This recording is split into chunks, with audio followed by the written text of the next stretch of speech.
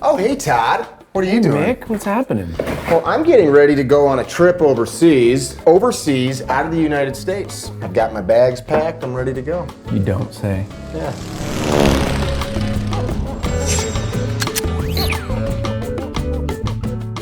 So one of the things that we want to do with this video is basically take all of the knowledge that Todd has from the years of travel with high-value clients, the rich and famous, movie stars, actors, things of that nature, and be able to plug it right into normal people like us going on a family trip, going abroad to see the world. How can we take the stuff that he knows, that people pay good money for him to learn, and make our vacation pleasant but safe? We've got a guy that's spent decades traveling the world. How many countries have you been in? 148. And I'm sure some of those countries you've been in more than once.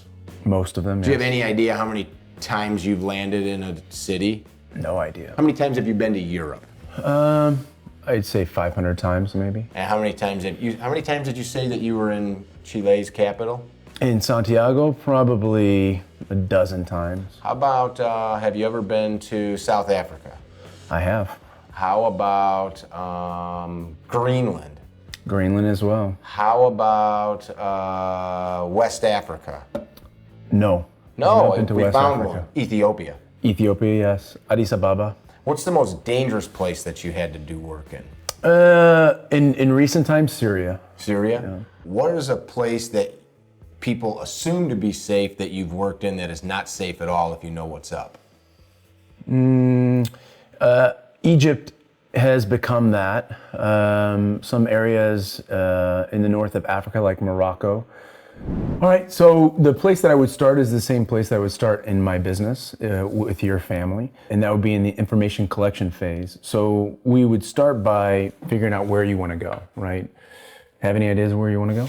So if I was Mickey the rap star and I said, Todd, I need to go to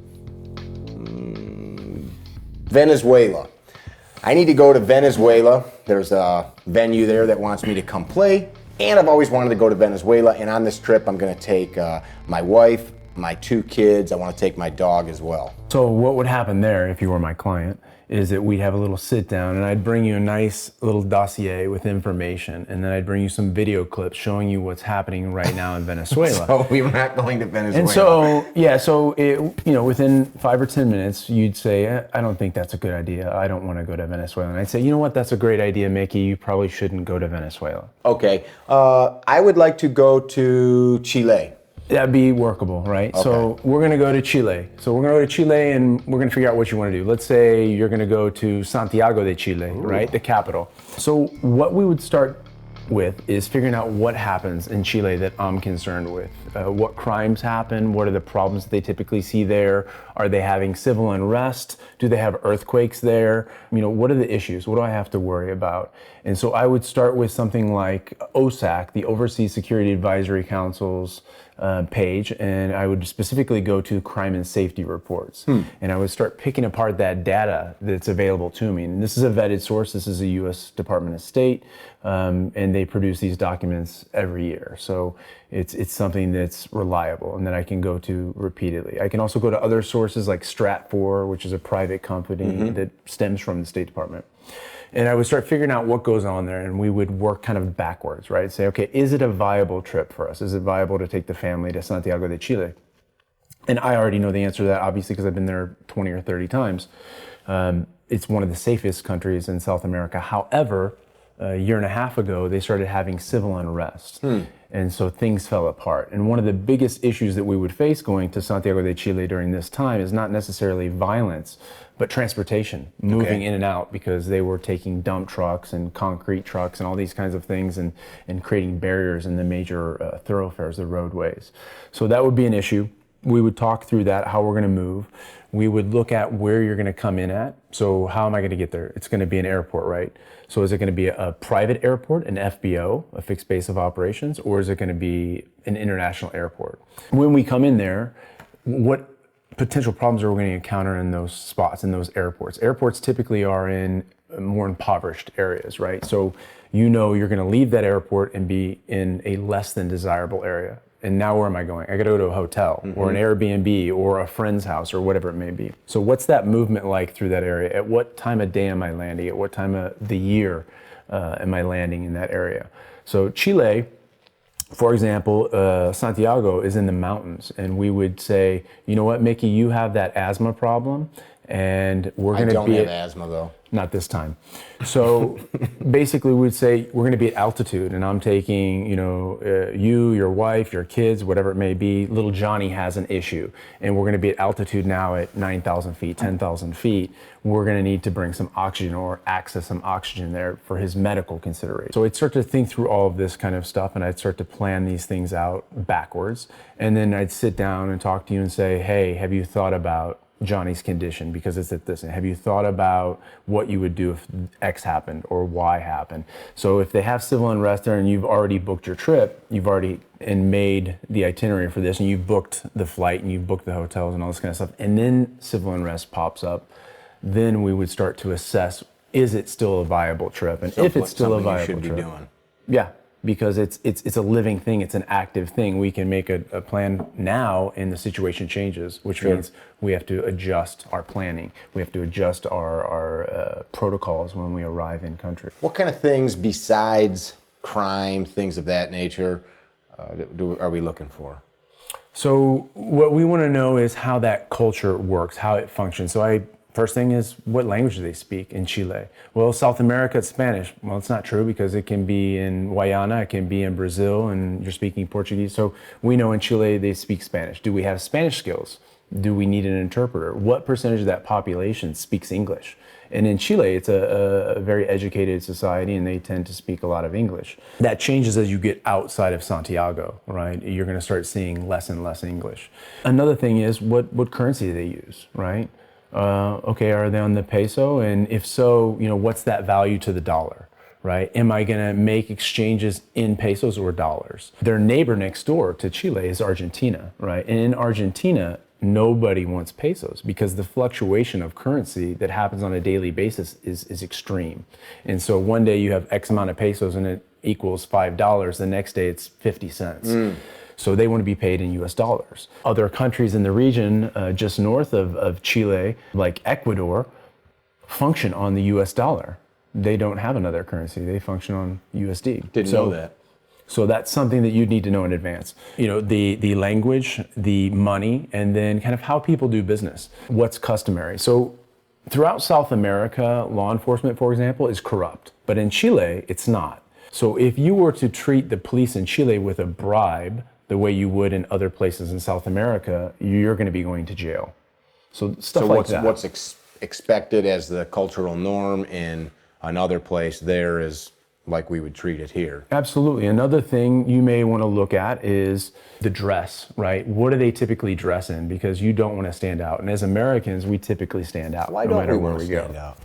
We want to blend into the environment to not become a target of opportunity for a low-level criminal or a high-level criminal, but in particular low-level criminals.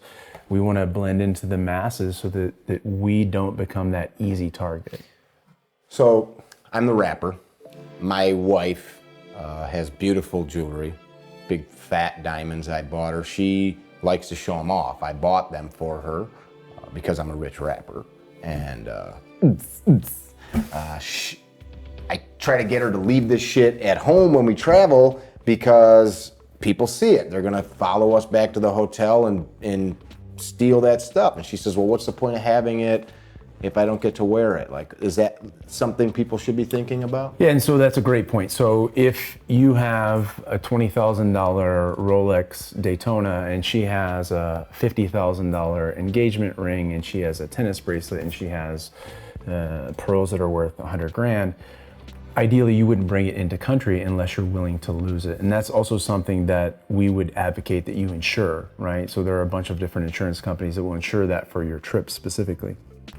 Then we start to talk about when we're going on certain trips, not necessarily Chile, but if you go to Chile, maybe you're going to a gala, and I would handle, as a security guy, I would handle your assets. So I would know where to put them and what to do with them if you had to have them in country. And then we would take them out and utilize them sparingly. So your wife wants to go to this social event. I would have them, and then just as we arrive at the social event, I bring them out, she wears it for the gala, and then they come back off and go into my position. So that's perfect when we have Todd Fox and his team. What does... One, don't bring them. Okay. So Two, that's probably the best thing, is leave them in the States. If you have to bring them, which I don't know what your relationship is like as a rapper with your wife, but if you have to bring do whatever I want, I'm a rapper. Then I would say insure them. And then I would also say in most places, you'll be able to find a connection, a relationship with somebody in that area that you can trust through either a parallel structure, another network that you have, let's say through firearms, through jiu-jitsu, through previous trips there. And you can utilize them as a safety net in terms of storage, as opposed to, say, a hotel safe that anybody can access. So Chile, well, it's not exotic, I think, for most Americans don't visit South America that often, but we do go to places like the Caribbean up there, just south of Florida, right? We do. Talk about that, because that's a place where, like, I've been to certain islands where I feel completely safe and comfortable in the resort, and you walk out of the resort and you feel like you are prey. Yeah, so we have that a lot in the Caribbean, and we also have that a lot in Mexico. So Cancun and Cozumel and some other places in Mexico as well. So with the Americans being comfortable there, the Caribbean, in particular, tourist destinations, right? These are poor countries that rely heavily upon tourism, if not solely upon tourism. So with these countries, their infrastructure is designed to cater to the tourist. And the criminals are not stupid people. Their systems, their tactics, techniques, and procedures for targeting and what type of crimes they're going to commit are based on where the tourists are and where they're going to depart from, let's say, relative safety, like their hotel. So those things can be learned in advance. You can take time to look on traveler sites to see what has happened to different travelers in that region. If it's just something like a common pickpocket, or if it's something like an express kidnapping, which happened pretty frequently in places like Mexico and Colombia. And then you would build a plan based on what occurs there and how you would avoid that and who you would go with. And normally for us, we want a local national entity that we can pair with. What would that be? Like, what does that look like? What's a local national entity? So if I'm a white guy in somewhere in like the center of Africa, I'm going to stand out. I want at least somebody that looks like a local or is a local, that knows what the norms are, the customs, the courtesies, the behaviors, the mannerisms, how to approach people, how to talk to people, what's acceptable. I want them with me as essentially this force multiplier that I can trust, that I can communicate with. So if I'm going to buy something and I have to go over here to the stand, I have to barter, because bartering is normal in most places, and I have to pull my wallet out, which has a ton of cash in it, I've just become a target. I'm a white guy in this place pulling out a bunch of cash. It's inevitable. So if I have the local guy go over who speaks the local dialect, who barters on my behalf, who uses money out of his pocket that may be local currency, that doesn't have credit cards and IDs and all this other stuff, that acts as me as a liaison, and this guy prevents a lot of problems for me. So it sounds like once we gather that intel, that information, and figure out where we're going, what problems are there that could hurt me or mine, you should make a decision before you go. Do I have to go there? Like, should I be going to this place? Kind of like the same thing locally. Should I be at the ATM in the dark street at 1 a.m.? Why are you out there doing that? Just common sense shit. Now, there are places like in the Caribbean, again, like we're talking about, that I think people get a false sense of security in certain areas because everybody goes there. Everybody knows somebody that goes there. So you just assume that it's a safe place. Like, talk about that for a little bit. So it's easy to be lulled into this sense of comfort. So-and-so's been there, they've never had an issue. I've never had a problem. I've been to Iraq, I never got shot or blown up, therefore Iraq is safe. That's flawed logic. And the same thing happens when people, Americans in particular, go to the Caribbean. So the best way, again, as we noted, is looking at what's happened there. You can access something like that crime and safety report from OSAC that we talked about. You can go online and look at travel sites, or you can talk to people that are locals there, right, through whatever network you can establish. And those people will tell you the truth. The hotel's not going to tell you the truth. Because they need you to come there. The tourism board is not going to tell you the truth. Right, so when you're on the travel website that's selling you the booking and all that, their data is going to be biased towards getting you to come show up on the Absolutely beach. going to be skewed. That's why you want to talk to independent people where they're not promoting the sale of travel. They're talking about their trips, their experiences in country. Makes sense. Okay, so we talked about information. Next on your list is the planning. So meaning I'm going to start talking to, one is collection, two is planning. In the planning phase, we're going to start talking about how we can get information about the hotel, who we should talk to, what things we should be concerned with. Okay. We started a little bit in terms of route and figuring that stuff out ahead This of is time. a three-tiered. Yeah, so information collection, planning, and implementation. So vacation, if somebody wants to treat this seriously, because our safety and family safety should be taken serious, three-prong, gather information, develop a plan, and then act on the plan. Initiate. Implementation, execution. Yeah. So we've decided that we're going to this place. We've weighed the pros and cons. It's safe enough for us to go there. The juice is worth the squeeze. And for most of us, we're going on vacation to have fun, to relax, to explore the world, to see things, get culture. But I've got friends that definitely have gone to crazy places that are wanting to be in those environments. But sometimes, I mean, how often do we see an American that is missing? And we are so full of hubris here that we just assume like, well, somebody from the government will get us out or get us back. And we've seen that's not the case. Yeah, not at all. Yeah. I mean, you're not going to go to war with a country because some stupid tourist stumbled drunk down the wrong dark alley. So that planning, even when you've got a billionaire client, you still have a budget. Normal people, we've got budgets. I'm going to go on vacation for a couple $1,000 or $10,000, which could be a lifetime trip for many Americans. How do you figure out what's important and what's not? So I'm going to divvy it up based on the amount of time I'm going to spend in different places. Okay. And the places that I'm going to go to repeatedly are going to get extra attention because these are repeated exposures for me. So the airport. I'm definitely coming into the airport. I'm definitely going out of the airport. It's predictable, right? The hotel. I'm going to be going in and out of the hotel for the duration of my stay, whether it's 2 or 3 days or 2 or 3 weeks. Okay. So that's very predictable. So I need to spend time working on that. If I know I'm going to specific destinations, I'm going to Egypt, I'm going to go to the pyramids in Cairo. I need to start researching what's going on around the pyramids, what happens, how am I going to move in and out and around. If I'm working, an event, whether it's a rock show or shooting a film, or it's working with a photographer shooting models, I know that I'm going to be somewhere with a backdrop, and I know that it's probably going to be one of these 3 or 4 places. So I start to narrow it down. So if it's your family, we start with the airport. Like we talked about earlier, we look at FBO. So is it a private airport that you're going into? If you're a normal person, probably not. If it's a private airport, one thing that we can do is take the vehicles on the tarmac, and that's a lot better for us because it's less exposure. It's not going through the airport. It's not going through people and crowds. It's not going through large groups from all different walks of life. Now vehicles pull up on the tarmac, customs and immigration come up, stamp your passport, and we're off and out. Unlikely for you, right? But for the rock stars and the film actors and stuff like that, it's normal. So normal airport, we start to talk about where we want to go and what we want to do in the airport. We don't want to be at checkpoints in the airport for very long. We want to move through them quickly because if there's going to be an incident, that is typically where it occurs because there's that contact with an authority, whether it's on one side coming through security or if it's coming through immigration. That's typically a choke point where you have this negative contact with an entity. And so we move through there as quickly as we can.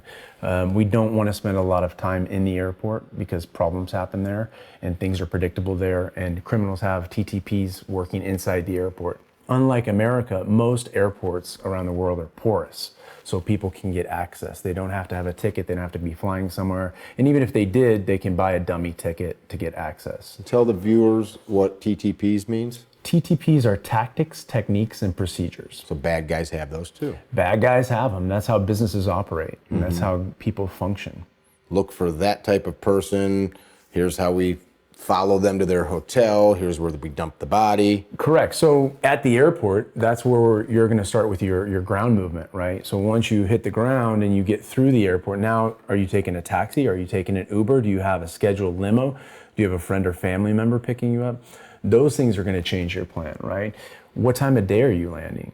Is it morning, noon, night? Is there a better time? Certainly. So ideally you would travel during daytime. So if you can travel during daytime, you can see the problems around you and you have more response time for that. Whereas if it's night and you have a third world country that has poor lighting conditions, because having lights on costs money, and if they don't have money, they're certainly not keeping the lights on. You can't see the problem until it's up on you, and you don't have a lot of reactionary time, so there is no reactionary gap. So yes, ideally you'd arrive sometime during daylight hours, at least enough to cover arrival to movement to your destination. What are you looking for? So you're at the airport. Drew and I, who's behind the camera, are going to go on a trip and we're going to film in Guyana or something. And we're in the airport and hey, we're here. You know, we're grabbing our bags. What are you looking for? I don't recognize any of these people. I don't know who any of them are. I don't know who's the cops. I don't know who's the immigration people. I don't know who the baggage people are. Their uniforms all look new. Yeah, so that's where the research comes in, because if I've done that information collection phase, I can learn about that culture and what the behaviors and what the dress is and how people move around. And once I establish what is normal, then I can establish what is not normal relative to my information. So I'll start to look at that, and people will cluster in different ways, right? And so people will have certain proximity. It's not normal to see in America a group of guys huddled up. It's not normal anywhere. So that would be an indicator of some issue. Is it a threat that is critical to me, or is it just a benign thing? Those guys are huddled up because they're playing dice on the floor over there. It's not a problem for me. I'm just moving through. You know, are they targeting me? Do I have them harassing me to sell me something, sell me a ride, to sell me candy, to sell me whatever? Is that just a ploy to distract me while their friend comes to take my bag? Let me ask you a question there. So that's something, anybody that's traveled anywhere where tourists go, there's always people, let me help you with your bag. Let me sell you this thing. And Americans are not used to that, especially like in airports, you know, like I'm the baggage guy. No, you're not. You're just a guy that wants to get a tip to take my bag to the cabs or whatever. What's a good way to handle that? For us, it's being polite and continuing to move, not stopping and simply telling them no. Thank you very much. No, we have plans. I'm meeting up with my local guy. Thanks. And that's it. And then you don't deviate from that. Just be nice and keep moving. Be nice and keep moving. How about people like street vendors selling you stuff, like at the beach, you know, buy my shells, buy my handmade tchotchke that came from China? Same story. The only thing that I would add is if you have a local national friend or family member or someone even close by that is willing to do these things with you, that should be the single point of contact for all of that. And that person should be well-versed in dealing with that kind of stuff. So a lot of people like don't have a friend on vacation that are just going to see the world. Well, that's why you're lucky, because you call me and I have friends everywhere, and now you have a friend everywhere. Todd's phone number will be on the bottom of the screen. 555. Yeah. But for real, so like you're trying to enjoy the beach, you're in the islands, and there's these people that just won't leave you the alone because that is how they eat. It's how they pay their bills. Yeah, and those people are going off of their historical data and your behavior. Like, I know that guy's an American, and I know that he's kind of like wishy-washy, or he's reaching for his wallet, or his wife's kind of, oh, look at that. And so they know that. And so cutting them off, being polite and saying no, and that's it, and repeating that, and then not deviating from your stance is your best approach. So kind of like training a dog or kids. In a polite way. I'm not comparing these people to dog or kids, but you can't go back and forth. You know, it's got to be, this is the message. You can't send mixed signals. Right. Meaning I'm staring at the stuff that you're selling and I'm saying no, and my wife's like, but so-and-so, what about so-and-so? That's a mixed message, and he thinks there's a chance, or she thinks there's a chance, because there is, because of the messaging that you're sending to that person. So be consistent in your messaging to them, which is no, break eye contact. Think about jiu-jitsu.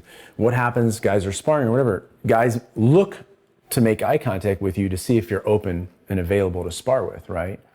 And if the guy's looking away, you know, he probably doesn't want to roll with you. Right? Generally speaking. Yeah, same concept. Got it. Okay, so we're in this planning phase. You've gathered the intel that you need. You're planning, how do we choose a hotel?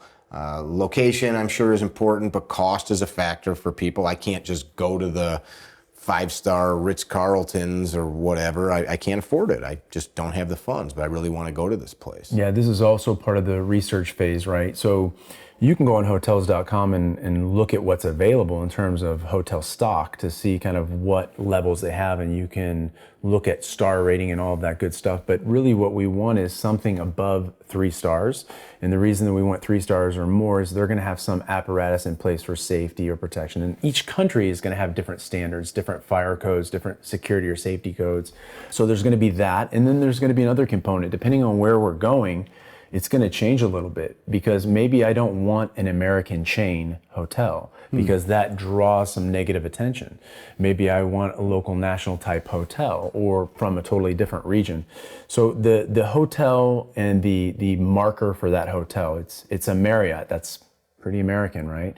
Maybe I don't want that. I want a 3 or 4 star hotel typically because of access to things and their standardized process for things like safety, security, loss prevention, fire protection.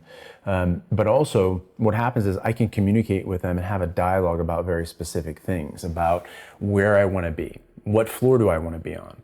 I want to be high enough to be away from the riffraff, right, in the lobby where the restaurants and bars are, but I want to be low enough that I can jump and survive that jump if I have to jump for a fire or any other type of emergency. So you want to be on the second, third floor? Second, third floor is ideal, yeah. Now that changes obviously with certain clientele, right? You and your family are probably good with that, but a rock star's not. They want to be on the top floor, right? Penthouses are not on the second and third floor. They're on the top floor. So that's another consideration. Talking about the floor plan, post 9/11, it's changed a lot. We used to get emails all the time with floor plans, layouts of hotels, but for safety reasons, they don't want to disclose that information anymore. So now it's changing a little bit. One of the things that happens is they post pictures of the hotels and the rooms, and you can go online and look at layouts and figure out what's best.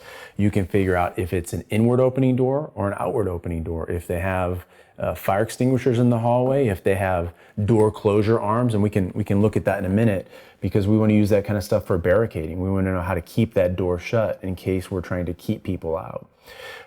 So they will send you pictures or they will post pictures. And another thing that happens is that their fire code, like in the US, I have Hotel X and they won't give me a floor plan, but on the back of their door in each hotel room is the floor plan, right? So I can extract it that way. So there's a lot of different ways to get that information, but I want to know where that hotel is located. Physically on the map. Physically, what's happening in that region? What part of town is it? What things occur in terms of crimes and activities in that particular region? And then how does Is there a soccer stadium next door that every Thursday night, 10,000 drunken soccer fans, football fans come? Because those are 10,000 potential threats to you, right? Or at least at a minimum nuisances. So where is it at in town? And then where is that at in relation to where I'm going, where I plan to go? Where is that at in relation to restaurants? Where is that in relation to bars or tourist sites that I'm going to go visit? What kind of health and safety questions should a consumer, the traveler, ask the hotel or be finding out? So you brought up some things like fire code, building code. What kind of things should they be thinking about and asking? So a floor, like we mentioned, doors, right? What type of locking mechanisms do they have? Who has access? Things like, are the elevators key card controlled? Or can anybody come in and get in the elevator and go up to whatever floor they want? That's problematic. Not that people can't piggyback, because they can certainly piggyback. But let's say it's key card controlled elevator, but then the fire stairs, those doors are completely open. They're unsecured. So it's useless to have that key card control. So starting to ask questions about that, right? What are your protocols for X, a fire? What are your protocols for theft? Do you have access to a large safe? I don't mean the safe in the room that every hotel employee has access to, because there's a default code, but do you have a viable hotel safe that I can use, and can we document it, and is it insured, and things of that nature? Deep stuff. Would you ever be concerned that having this discussion with a hotel staff would give them if that person had nefarious relationships or intents, to be like, oh, this guy's asking a lot of questions. What room is he staying in and when is he coming? Yeah, I think it can work that way. I would be more concerned with talking to a concierge, because when I'm asking them questions and they're telling me where to go eat or what to go do, that information is also going out on the backside. And so I'd be more concerned with that. When I deal with a hotel general manager, that's typically not my concern. I'm not telling them what I'm doing or how I'm doing it. They just know that I have attention to detail, that I'm concerned with those things. Those things are on my radar. So I'm less concerned with that, more concerned with the concierge. I see. We're at the hotel. Where are we going? What's happening in town? What kind of people go there? Meaning tourist destinations, right? So when you go to Costa Rica, where are you going?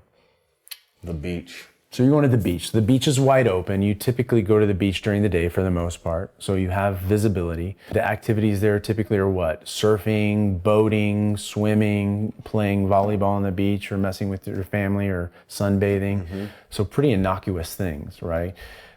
Your greatest threat is, mostly a nuisance, a guy coming up and wanting to sell you something. But also you can have target IDs that are happening based on what you're wearing, how you're behaving, what groups you're with, seeing where you're going and what you're doing while you're on the beach.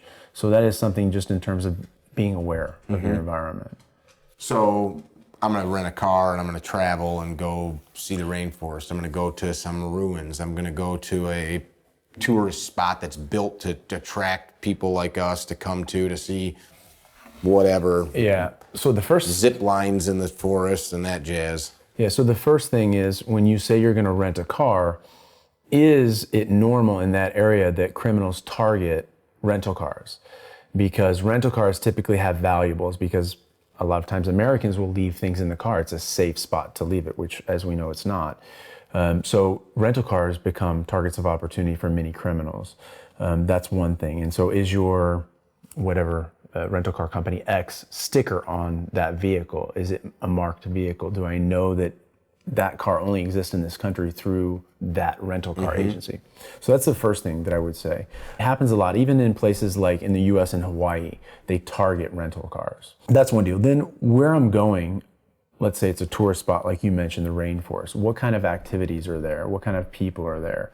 And let's say it's more, it's a rainforest and you have more kind of eco-friendly people, you have more hippies, you have less aggressive people, they become easier targets, right? So typically those targets are pickpockets, they're information thieves, right? So it's not just that I got your wallet and your cash, but I have your credit cards, and now I'm going to go max out those credit cards. So what kind of measures do you have with your credit agency or with your credit card or bank that will allow that to get cut off or notify you when it starts to happen? So those are also advanced things that you would do in the planning and information collection phase. How about things like we're at the beach and I step on some coral and cut my foot really bad, or we're in the rainforest and I'm doing that stupid zip line thing and I bust a leg? That's a great question. So the first thing is that in most countries, they don't have the medical care that we are accustomed to in America, right? You're not going to find trauma level 1 hospitals in Tamarindo, Costa Rica. And you have to know where you can go if it's a private clinic, which typically is better than a public clinic, what capabilities they have, what can they deal with. Sometimes it's better not to go to that clinic, because you will end up with more problems going to that clinic than you would handling it on your own. So what did you bring with you? Just like anything else, right? Do you have your trauma kit, your medical kit? Is it low grade? Is it high grade? What's readily accessible? Medications that are accessible in America are not necessarily accessible somewhere else, and vice versa. You can find stuff in some pharmacies that will require a prescription here, but it's easily accessible there with no prescription. It's over the counter. So that's a big consideration. I'm glad you mentioned that. Big deal. Where are the hospitals? Where are the clinics? What capabilities do they have, and who do I trust, and why do I trust them in terms of medical care? So figure out in that planning stage what level of medical care is available in the region. How do I get there? What's the contact information? Yeah, and even something like, will they take an insurance policy, which most won't, especially in Latin America, Africa. You're going to need to pay at the time of treatment. Okay, so unless it's if it's a public hospital, they will treat you, but you will wait in a very, very long line, and the level of care will be very, very low. And it's probably more of a risk for you to go than to not go. I would say private facilities, mostly overseas, and I would say be ready to pay in cash. Okay. brings up another point. How much cash should you bring with you? Of course, you know, somebody's ability to bring a certain amount of money is going to depend on what they have available, but you know, back in the day, people had traveler's checks, things like that. Yeah. There's a lot of places that we take for granted. Credit card and debit card machines and things of that nature are not in many places. Yeah, so I would, first of all, you need to know what the threshold is for that country in terms of declaration. Like the standard is 10,000 US dollars, right? Mm-hmm. For declaring. Doesn't mean you can't take more, but officially you need to declare it, and if you don't, you can have some problems. So that's one thing. Spread loading I would advocate for, and then denominations I would advocate for, right? So spread loading means? So spread loading would be, there's 5 people in my group, and we have $5,000. Each of us is gonna get $1,000. And then denominations are basically based on what I think I need really to spend, and then also what I need to be able to give away if I'm accosted or robbed. So let's say you have some type of interior fanny pack or wallet or some system that you carry on your person that's not easily accessible, and that has $900 in it. And then you have $100 in your pockets that you would use to pay for a coffee or a trinket or a t-shirt or whatever you're gonna get. But also, if something happens, you don't lose all of your money. You lose $100 out of your $1,000. So now the 5 of us have spread load this $5,000, 1,000 apiece, 900 somewhere concealed on our person, and then 100 available to us. So most places, especially when we talk about impoverished places, South America, Africa, Southeast Asia, they're going to be pretty happy with getting $100 off each person. How about your travel documents? Should those sit in a hotel? Should those sit So travel documents, a few different things. I have one on me, but passports are obviously necessary, and that's great. But I would also advocate to have some other things. One of those other things is a passport card, right? Not an actual passport, but a passport card, which allows me to be able to move around on the ground or via sea freely. So I have a secondary document. Also, this can go in your prison wallet, no problem. So it's easy to hide. That's code for butthole. Or cheeks. But the idea is that you should have an actual, say again? It would hurt. I am not advocating that you go out and you test this in advance. Let me see that card. You'd like to see this card? Not mine, not mine. So travel documents need to have copies. So I would have copies in multiple places. My take is that I keep on me all the time, and you know this because we've traveled internationally, I keep my passport on me. I keep my passport card on me in separate locations, in separate ways. I keep a copy of all of these documents in the hotel, and I have a copy that is PDF that I can access through my phone on or the computer as well.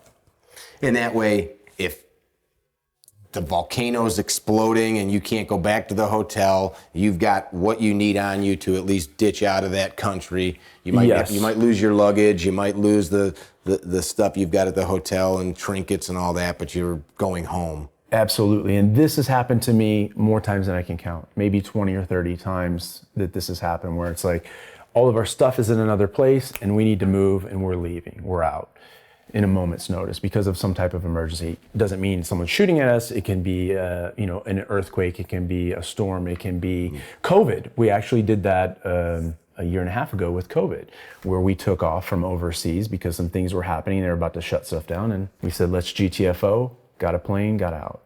So really, we're going through this, and my mind kind of works this way. That's part of the reason we know each other. But it seems like a lot of people are just lazy, right? It's the same mentality of I walk around with my head in my phone, or I sit on the bus, or just go through life unaware.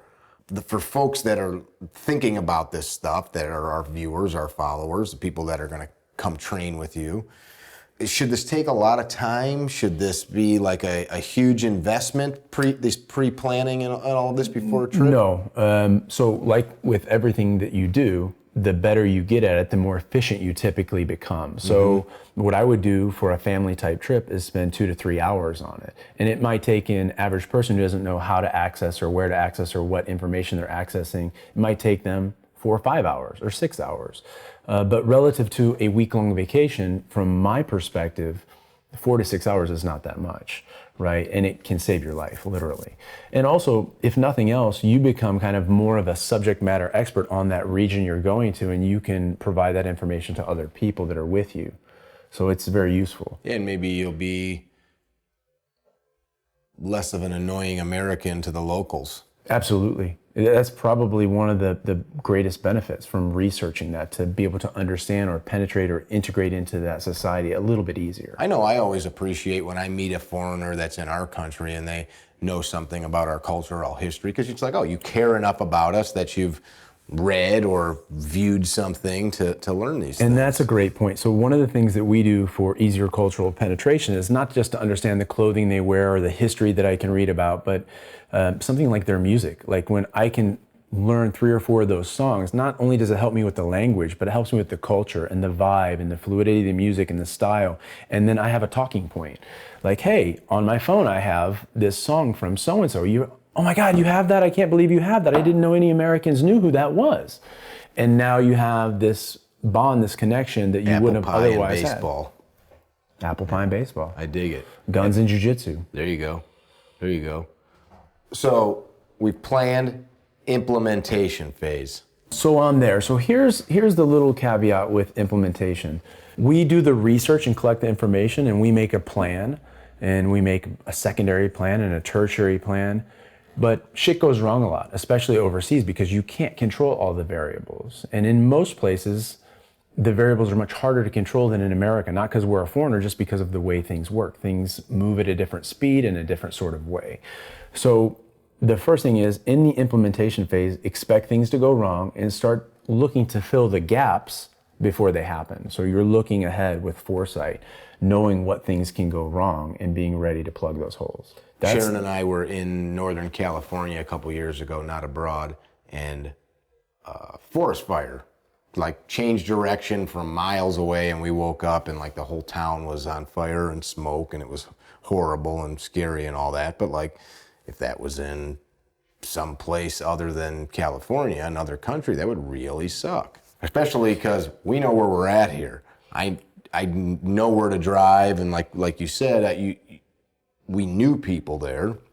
But if I was somewhere where I didn't speak the language and or they don't have an infrastructure to deal with that because they can't afford to do that, or where they're evacuating people to somewhere else that you don't want to be going to. Yeah, that's a problem.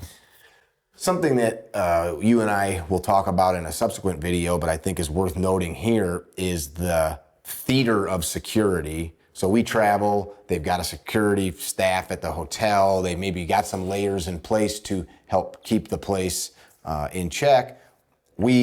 I think humans in general tend to put a lot of faith in certain things. It could be a guy at the door, it could be the person in the suit and tie that looks like they have everything together. But that's the thing I think people take for granted or don't think about, is that oftentimes that person doesn't have your best interest in mind, is not willing to go the extra mile to make sure your family's safe. In a real calamity, that guy's probably going out the back door to go home to his family. And that's the thing I think folks don't think about. Yeah, the human component is always the most volatile component as far as we're concerned. One of the things that we try to do is have an established location, whether it's a hotel or whether it's a local network of people that we utilize, because over time you get to see, you have those multiple data points that you can say, okay, this guy is consistent. He's consistently on time. He consistently shows up. He does his job. He asks the right questions, and I know that guy's good. And as you note, most of the time security is theater, especially when you're talking about low-level security. In places like Latin America, that guy may be making $1 an hour. Maybe he's not even making that much, right? And he's working a 12-hour shift. He has no formal training. So your expectation for him to do anything should be extremely low. And often he's a liability, right? Because he sees you coming and going, and people are aware of this. So bad guys know that he's a point of contact, just like I mentioned earlier with the concierge. They have a lot of information. They know who they are, they know what they're doing, they know where they're likely to go, when they're likely to go there, because the concierge booked the reservation for them. And the same thing with security guards. So yes, massive liability. And in order to really be able to trust them, you'd have to test them over time. You'd have to vet them. And that's hard to do, especially on a vacation. So I think your shirt is actually a good talking point for that. I don't put them in my primary plan. I would like those layers to work in my favor, but in reality, I'm my own cavalry, right? I'm the one that's going to be saving me.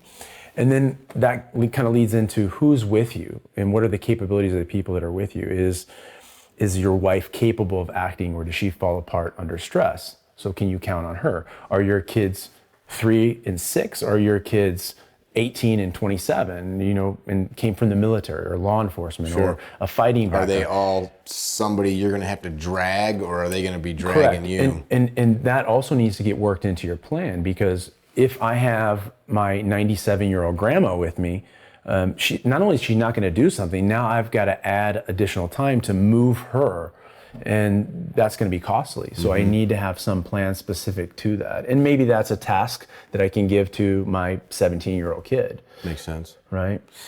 Do you have any just simple advice, more from a nuts and bolts standpoint, to maybe blend in better? Like, maybe is there certain luggage that you should stay away from? Is there all of that is important, right? So color schematics, right? So if I'm going to a place where maybe they have a less than desirable opinion on Americans, I don't want to come in with my short hair and have all my olive drab and black kit when no one else carries that kind of stuff.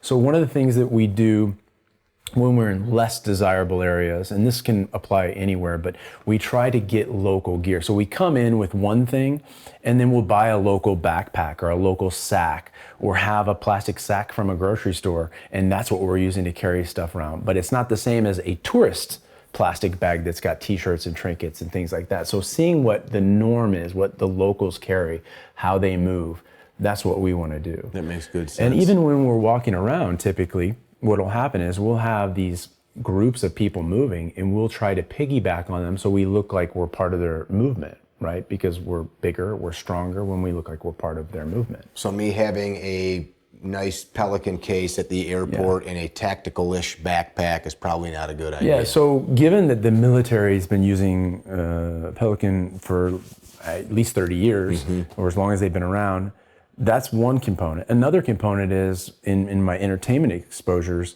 Pelican is also very common. So you get films using it, you get music tours using it. Something valuable's in there. Something very valuable worth protecting is in that. So that would obviously be something. I own several. I never take them overseas. Okay, it's just my choice. I want simple, I want plain, I want basic, I want color schematics that match, I want styles that match. I don't want it to look Samsonite suitcase. Very simple. I don't even know if Samsonite. Well, whatever, just some. Sure. Yeah. Okay. So do you, I'll be at the airport sometimes waiting at the baggage carousel, and it's like, man, that person's got like a Louis Vuitton suitcase, which, it's thousands of dollars for a thing that's beat up under an airplane, and you can see it's all scuffed up, just like my $100 bag or $75 bag. Don't use things like that, is what you're saying. I'm saying that that's one extreme, and another one is an olive drab sea bag, a duffel bag. It's speaking to who the owner is. Yes, or could and be. What the potential contents are of that bag, or what their ideology is, or their politics are, or things of that nature. Whether it's a patch or it's just that style of bag, and what it is, what's correlated to that bag, which is a U.S. service member. What are some other things that we're missing that we're not thinking about? In terms of behavior, in terms of travel, I think one of the biggest things we brushed on, which is learning a little bit about like pop culture, like what's in, what's happening, who do they like, what are they doing, what are they watching. That's a big deal. Like let's say like a flash mob, it's a common thing in this country. Like they do these music video flash mobs. Well, that's not a threat to me, but it may appear to be a threat to me, so I don't overreact to something like that. Just being aware of that. Even other local things that occur, holidays, time of year. If you're trying to access food or water in a certain place, and you're in a Muslim country and it's Ramadan, right? There's gonna be this nice window, depending on where you're at, 12 hours, 18 hours, that you're gonna have a hard time accessing it. Not in a hotel, but out in public. So things like that. That brings up a question I was going to ask a moment ago. I've got sick in other countries from eating and drinking things. What are some? Yeah, so For me personally, I carry a shaving kit that has a lot of medication in it. Not because I want these meds, but something like an antibiotic, right? Something that's strong, like a Cipro or a Z-Pak. And fortunately for me, my doctor is prescribing this stuff as a prophylactic measure, and he understands what I'm doing. So I don't use it frequently, but I can be in Mexico or Iraq, or I can be in South Africa or wherever I'm at, and something pops up and I'm working with a client or on the move, or we're in an isolated area like in Tanzania. I need that right then and there. I don't have time to fly to another place, to go to visit a doctor, to get a prescription. So for me, things like aspirin, things like Imodium, because when you eat these foods that your body's not accustomed to or doesn't have the gut to process, you're in that spot and you don't want to become dehydrated, right? So best mechanism is what you have available to you. If you bring it, you have it. If you don't, you don't. So Imodium's a big one. A Cipro or Z-Pak is a common one for me. Having aspirin is a common one. Even having access to some type of water cleaning powder, or even a vial of something that would clean water, a small little vial of bleach. Those kinds of things are critical, right? Those things I have with me everywhere I go in the world, even in the US. Okay, very cool. Yeah, it's horrible to be on a trip like that and holed up in a hotel room just sick as a dog. And like we talked about, you don't want to go to a local clinic in some places and get checked out, because now you're getting poked and prodded by somebody that you have no idea what their real level of skill or training is. With tools that are not sterile. Yeah, true. Man, why don't you just stay at home? What are some things that you have to have on you when you travel abroad? What are some things you take no matter what? Another important topic that hasn't come up, some of the things that I have in the States would be illegal and put me in prison in a place. Let's say on me right now, I've got this textured folder, serrated Tonto, and this, even as small as it is, would land me in prison in England. Can't have it. So I need to know that kind of stuff. How I know that is by talking to the people there and doing research. If I didn't know, I would take this with me. It would make it through airport security. And when I get to London, I'm going to stick this in my pocket. And it's sticking out, and the local police know what it is. And that's a big problem for me. So that's one part of the research. But for me, for example, I don't wear this watch. I wear a watch that's very similar to this watch. It looks similar to, for a distance, it would look the same to you. So I have a watch that I change out. I have my wallet with my passport and my ID cards. I typically use a different ID when I'm traveling to my home ID. So as you can see here, these are different places, right? And so I would use one over the other because I don't want to draw attention to the place I'm from, so I draw attention to the place my business is from, right? Which is a different state. So I would have something like that as if I need to give it up, because if I have an illegal roadblock or I have somebody detaining me illegally, they're going to start taking that stuff from me. So I want to send them in the wrong direction. For me, for example, I've always got a flashlight on me. So I'm going to have some type of knife. I'm going to have some type of flashlight. I'm going to have my ID. I'm going to have cash. Typically for me, I've found that US dollars are accepted everywhere. That's an easy one. They know I'm American. I'm not hiding anything by having American dollars on me. So in addition to my knife, my passport, my ID card, I'm also going to have some type of thing. This may be a lighter. This may be, this may be a local badge or something that I can carry that associates me with somebody of power or authority that they respect. And this badge would do no good. And in fact, in some places like Brazil, the criminals have a TTP where they shut down either end of tunnels through the mountains, and they go through and rob everybody. And if they find a badge in a pocket, that person gets executed. So that would also determine where I'm at, what I want to have in my pocket. Local pocket litter is something that I may want to have. I may want to mark my map like a tourist. I don't want it to look like it's a military map or a governmental map, because that becomes a potential problem for me. So those are some simple and basic things that I would have with me. I pretty much walk around, as you see, with those things. I need to be able to see, and in these sunny places that we're talking about, sunglasses would be mandatory. But basic stuff, very, very basic stuff. I like it.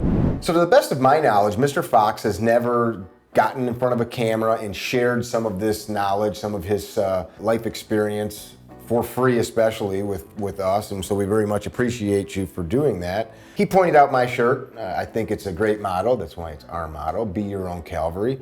And that is really the message here. If you are going to take your family or yourself anywhere in the world, you have to rely on you. Yes, there are people that are going to do the right thing and maybe help you if there's a problem, an environmental problem or a criminal issue or something of that nature. But at the end of the day, you can't count on it. So you need to do the homework. You need to make sure that you're planning a trip that's going to get you back home to your place here in the States safe and sound.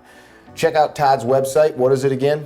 Tourprotection.com is the business site. I'm on Instagram at Tour Training. People can hire you for training.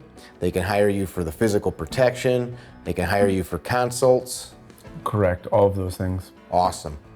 Be well, don't be dickheads, do the research, because nothing worth a shit is free or easy.